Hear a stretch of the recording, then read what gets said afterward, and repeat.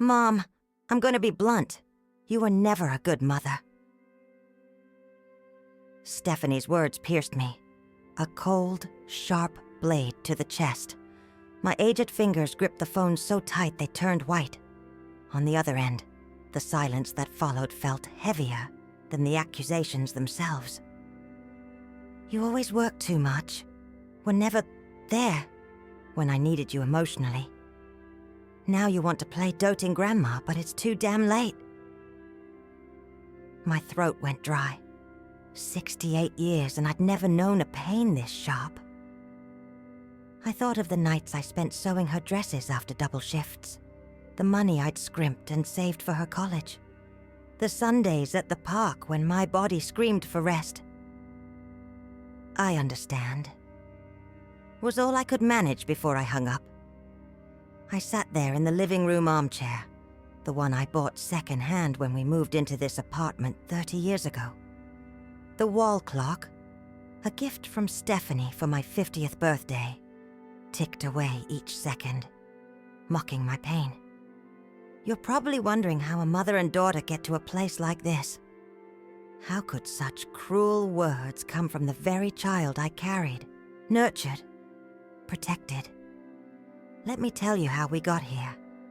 It all started just a week ago, on an ordinary Tuesday. The sky was clear, one of those autumn days that feel like spring. I decided to go to the mall and pick up a gift for my granddaughter, Mia, who'd be turning 9 next month. I always bought her presents early, choosing something special, something that would light up her face. I was walking along the second floor when I spotted the food court. And that's when I saw them. I froze in place, partly hidden by a pillar. There they were. Stephanie, my only daughter, her brown hair pulled back in a messy bun that reminded me so much of my own when I was young. Beside her, Jason, my son-in-law, gesturing animatedly as he said something that made everyone laugh. Mia, my little granddaughter, with chocolate ice cream smudged on the corner of her mouth. And to my surprise, my sister Linda was there too, along with her husband David and their 2 kids with their families. A complete family gathering. Without me. I felt my legs go weak. I took 2 steps back, completely hiding behind the pillar. I watched for a few more minutes. The smiles, the hugs, the intimacy. There was a cake in the center of the table. Someone was celebrating something. I left the mall without buying a thing, carrying only the heavy weight of being excluded. On the bus ride home, an old woman offered me a tissue. Only then did I realize I was silently crying. That night, after a cup of chamomile tea that did nothing to soothe my frayed nerves, I called Stephanie. I tried to sound casual, like just a casual mother checking in on her daughter's day. How was your day, honey? Normal, Mom. Just worked, then we stayed home. The lie stung more than the exclusion. I swallowed hard, mumbled some excuse for an ending, and hung up. I spent the night wide awake, tossing and turning, as memories of a lifetime dedicated to my daughter played like a movie before my eyes. I became a widow when Stephanie was just 7 years old. My Robert, God rest his soul, taken too soon by a sudden heart attack coming home from work. Suddenly, it was just me and my girl against the world. I had barely more than a high school diploma, but I worked as a secretary by day, taking on mending and sewing commissions well into the night. All so she could stay in her private school, have the books she loved, take the English classes she dreamed of. I remember one night when she was 10. She had a high fever, a little delirious. I spent the entire night putting cold compresses on her forehead, softly singing the lullabies she still asked for, even though she claimed she was too big for them. When the sun came up and the fever finally broke, she held my hand and said, "You're the best mom in the world, you know." How could that same little girl now say I was never a good mother? The next day, I mustered my courage. I called again and cut straight to the chase. Stephanie, why wasn't I invited to the family lunch at the mall yesterday? The silence on the other end of the line stretched so long, I actually checked to see if the call had dropped. That's when she delivered the blow. That I'd never been a good mother. Always working too much. Too late now to fix it. After that call, I spent 3 days numb with shock. Could barely eat, barely sleep. Sitting in the living room, I stared at the photographs on the shelf. Stephanie on her first day of school, at graduation, on her wedding day. In every single one, we were together, smiling. Were those smiles lies? On the third day, just as I was starting to believe she might be right, that maybe I really had failed as a mother. My phone rang. It was Linda, my younger sister. Carol, I need to tell you something. Her voice sounded hesitant, almost a whisper. Stephanie's been spreading stories, Carol. Telling everyone you were an absent mother, that you neglected her. The pain ripped through me anew.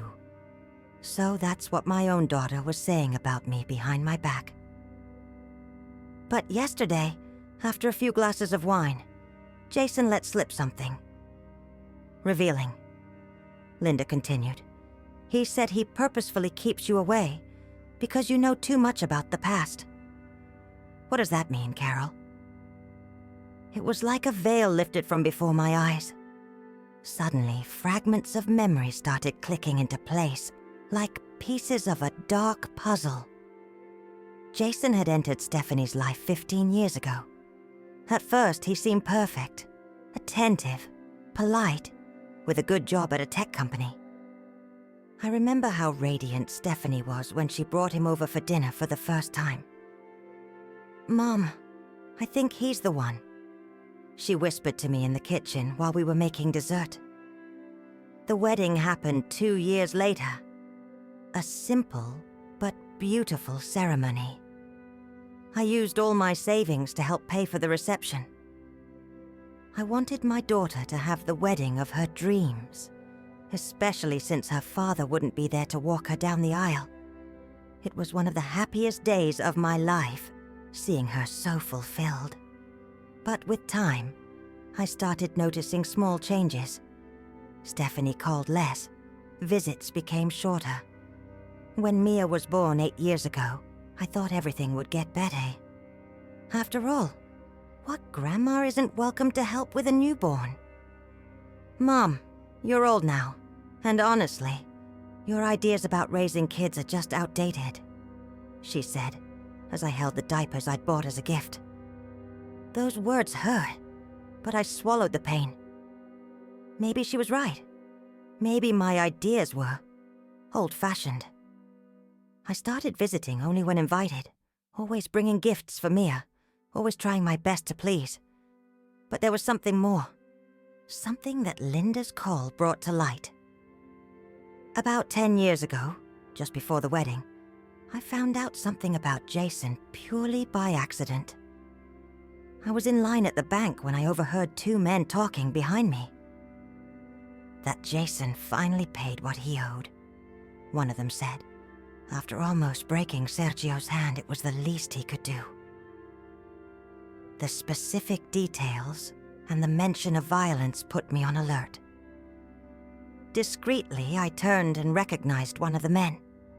He owned a betting parlor in the next neighborhood over. In the following days, driven by a mother's intuition I couldn't ignore, I asked a few subtle questions. I discovered that Jason had a history of gambling debts and that there was an assault charge that had been hushed up by his family, an influential family in town. I confronted him in private, a week before the wedding.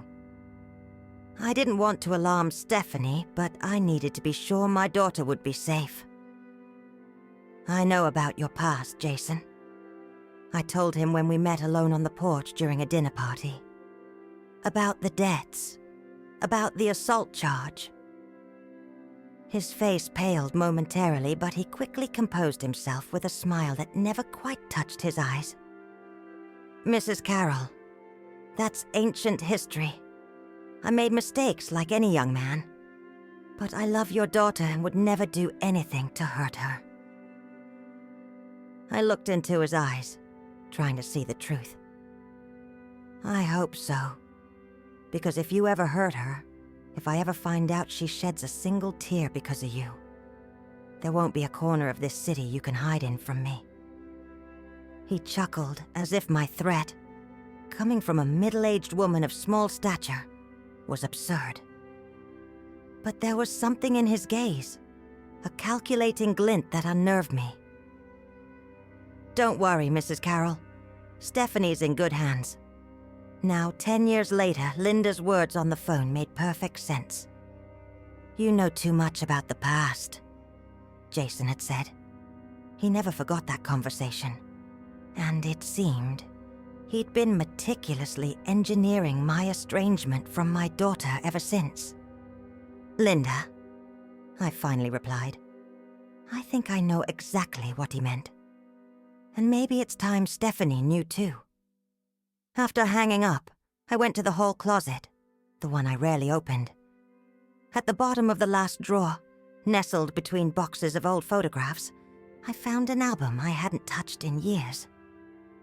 It was a special album, where I kept not just photos, but also mementos from Stephanie's childhood. Drawings she'd made in school, notes she'd written to me, handmade Mother's Day cards. I spent the night digitalizing everything. Every photo, every little note written in a child's hand. To the best mom in the world, one of them said, decorated with colorful hearts. When I grow up, I want to be strong like you. Another said, written when she was 9. The next morning, I sent it all to her email, along with a simple message.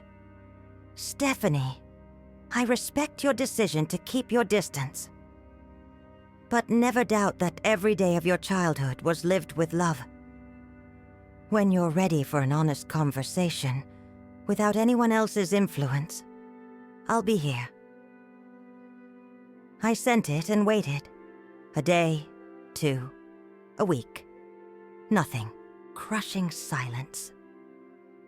I began to accept that I'd truly lost my daughter, Stephanie, forever. That the lies Jason had planted over the years had taken root too deep to be pulled out.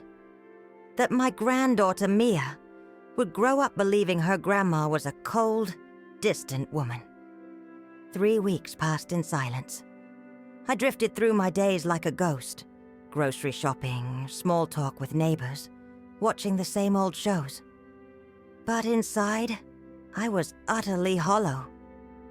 Yesterday afternoon, I was watering the plants on the porch when the doorbell rang.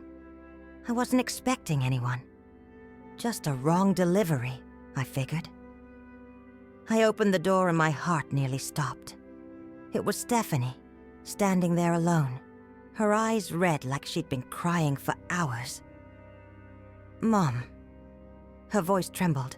Can we talk? I think I've been believing lies for too long. I pulled the door wider and opened my arms.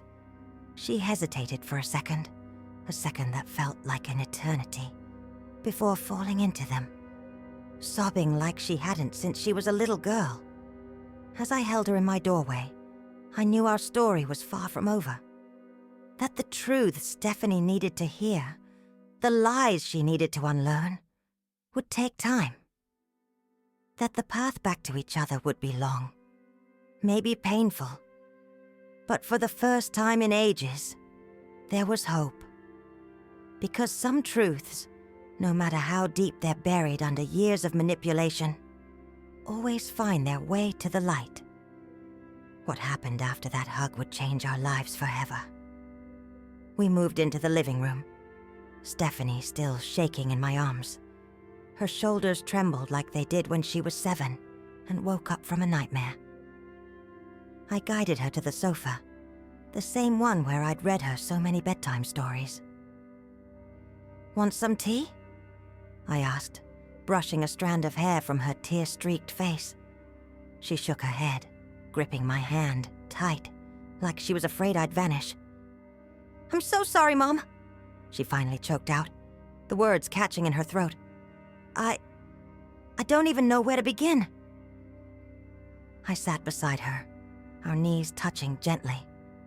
The wall clock ticked past, 3:15. Outside, the sky was starting to cloud over. Start at the beginning, I said softly. I'm here. I've got all the time in the world. Stephanie took a deep breath, wiping her tears with the back of her hand, a habit she'd had since she was tiny. I found the photos and notes you sent me. I spent all night looking at every single one. And then I found this. She opened her purse and pulled out a yellowed envelope. I recognized it immediately. A letter I'd written her on her first day of college, almost 20 years ago. I thought I'd lost it, she murmured. But it was tucked away in a box at the back of the closet.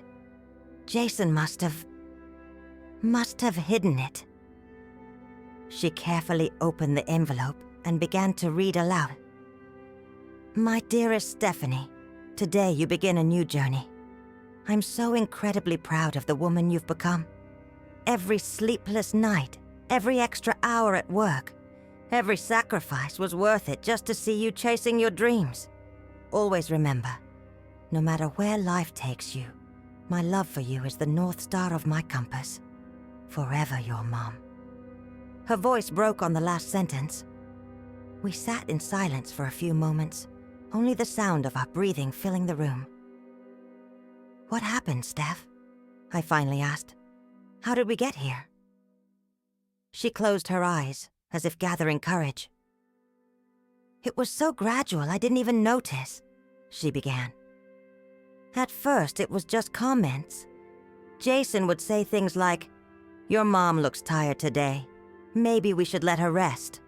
When we planned visits. Or, let's not bother your mom with this. She's worked so hard her whole life. I remembered how our visits grew rarer after the wedding. How the invitations for Sunday dinners stopped coming. Then, she continued, when I got pregnant with Mia, he started questioning your parenting methods. Your mom's from a different generation, he'd say. Things have changed so much in child-rearing. A lump formed in my throat, remembering the day I offered to babysit Mia, and was turned down. When you offered to watch Mia, and I refused. Mom, he'd convinced me you were too frail, that you might hurt yourself trying to carry a baby. He said it would be a burden for you.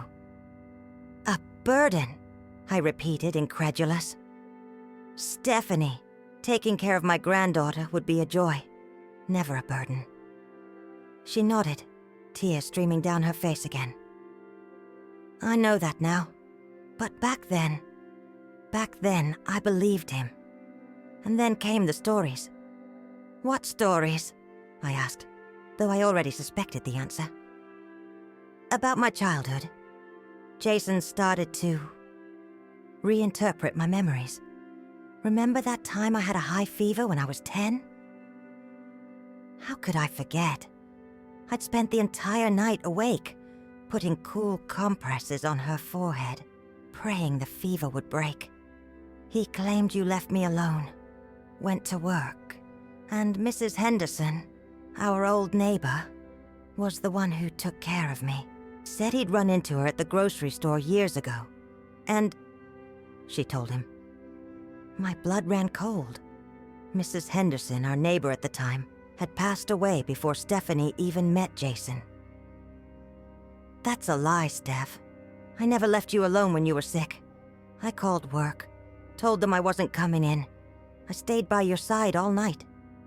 I know, Mom. I remember. But somehow he made me doubt my own memories. He just kept planting tiny, insidious seeds of doubt until I couldn't trust my own memory. Couldn't tell what was real and what wasn't. I closed my eyes, feeling a mix of hurt and anger, manipulation, gaslighting. Words I'd only recently learned from some documentary, yet they perfectly described the insidious campaign Jason had waged against my daughter. Why, Steph? Why would he do that?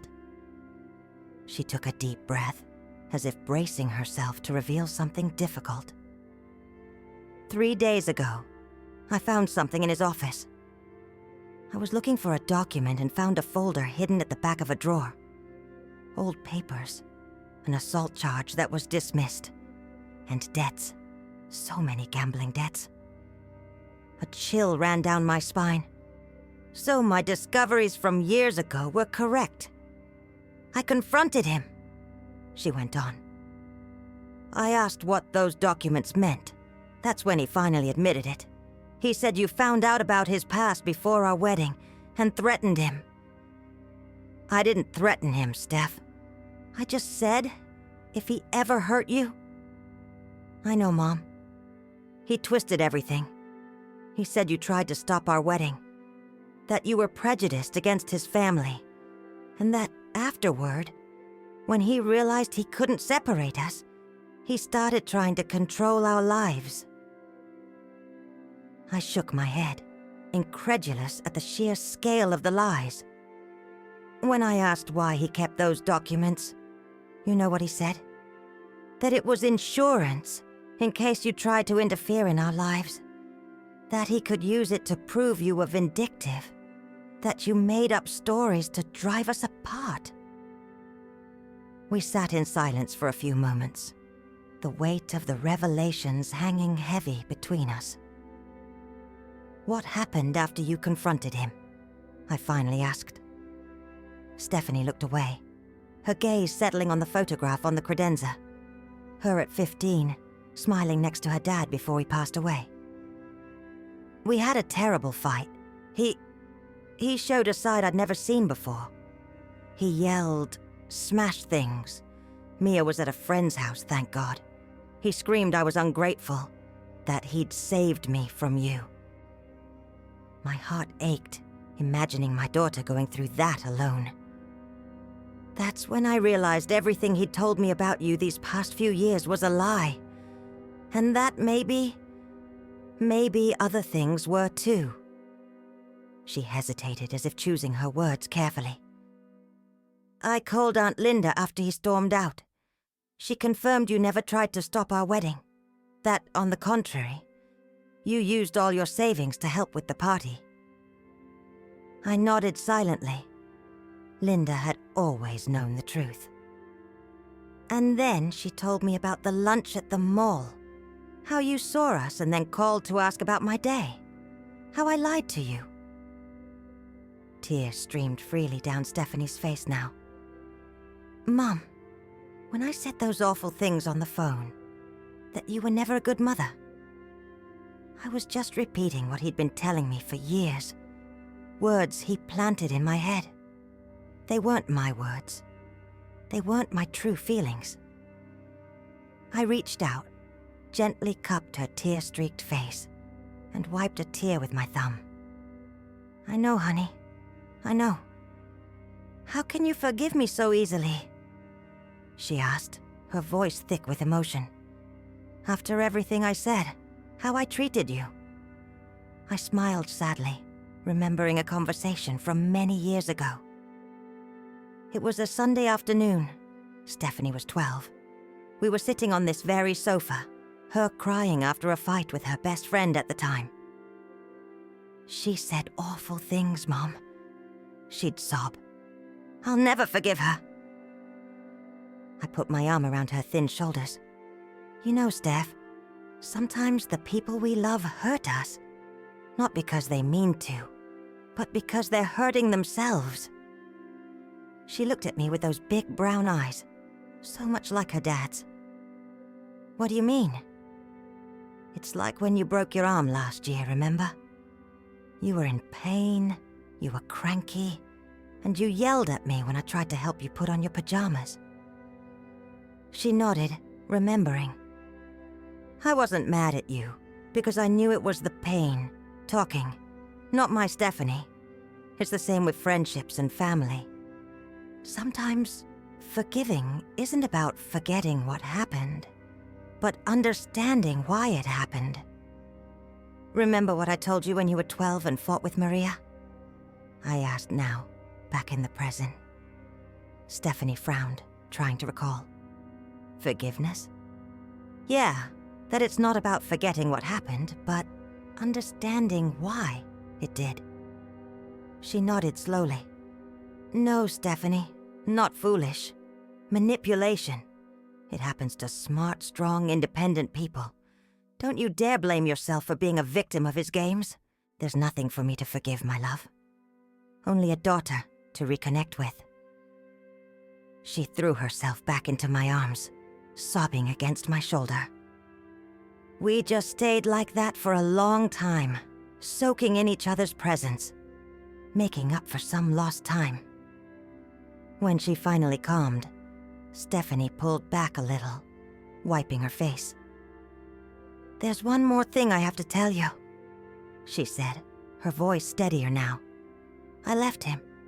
I took Mia with me. We're staying at Aunt Linda's for now. A wave of relief and worry washed over me all at once. Does he know where you are? Yeah. He showed up there yesterday, demanding to talk to me. Uncle David wouldn't let him in, said he'd call the police. And Mia? How's she handling all this? A faint smile touched Stephanie's lips for the first time since she'd walked through the door. She's surprisingly okay. You know what she asked me yesterday? Why we don't visit Grandma Carol anymore. She said she misses your homemade donut holes. My heart warmed instantly. My sweet granddaughter still remembered me. The little moments we shared, even if they'd been few and far between these past few years. She can come here anytime she wants. You too. This will always be your home. Stephanie squeezed my hand. Thanks, Mom. But I'm scared. Jason isn't going to take this well. He's already threatening to fight for custody, saying I'm emotionally unstable. A fierce determination surged through me, a feeling I hadn't known in years. My daughter and granddaughter needed me. Not the broken woman Jason had tried to create, but the strong one who'd raised Stephanie all on her own. We'll face this together, I said, my voice firm. I've got some savings tucked away. We can hire a good lawyer, and I'm sure Linda and David will testify on our behalf. But what if it's not enough? What if he uses his power, his family's money? I got up and went to the bookshelf.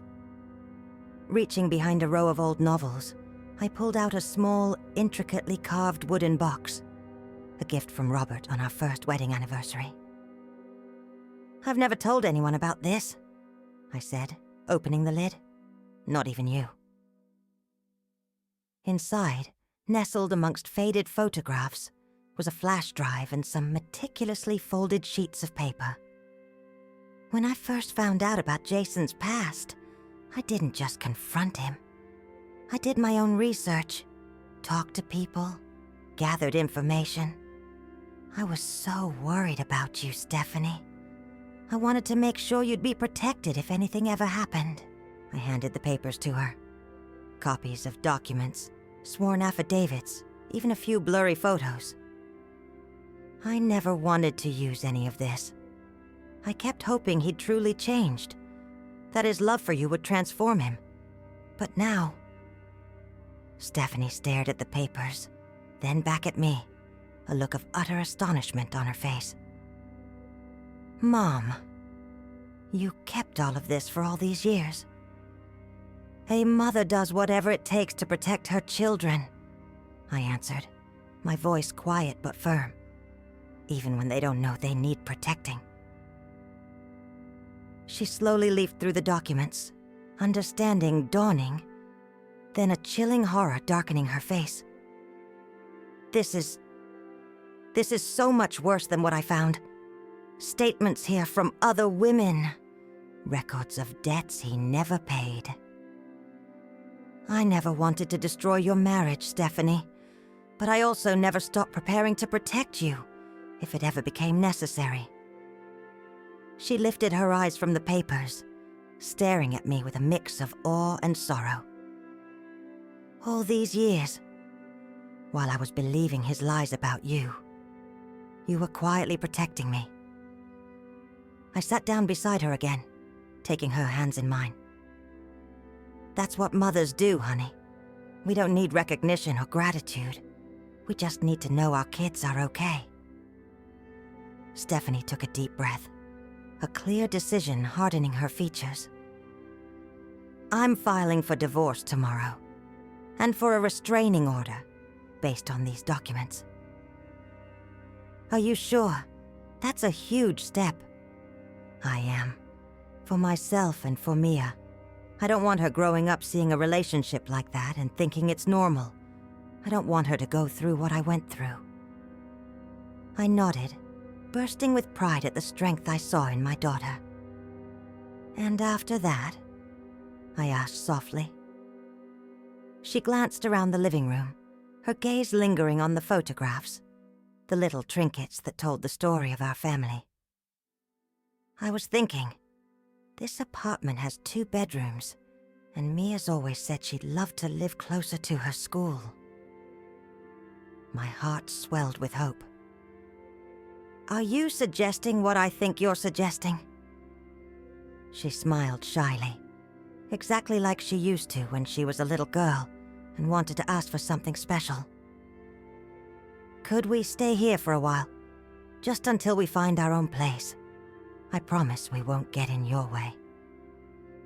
I chuckled softly, a lightness filling my chest I hadn't felt in years. Get in my way? Honey, having you and Mia here would be the greatest gift I could ever receive. We hugged again, and this time there were no tears, just the sheer comfort of finally being together again. 3 days later, Stephanie and Mia moved into my apartment. The room that had been Stephanie's as a teenager now belonged to my 8-year-old granddaughter, who insisted on hanging glow-in-the-dark stars on the ceiling, just like Mommy had in her room. It wasn't easy. Jason, as expected, didn't take the divorce well. There were threats, attempts at intimidation. But with those documents I'd kept all these years, and the help of a good lawyer David recommended, we secured a restraining order and started the divorce proceedings on terms favorable to Stephanie. One evening, about 2 weeks after they'd settled in, I found Stephanie on the balcony, gazing up at the stars. I joined her in silence, offering a cup of chamomile tea. What's on your mind? I asked after a few minutes. How blind I was, she replied, her eyes still fixed on the night sky. How I let him drive a wedge between me and you, the one person who loved me most in the world. No, Stephanie, not foolish. Manipulation.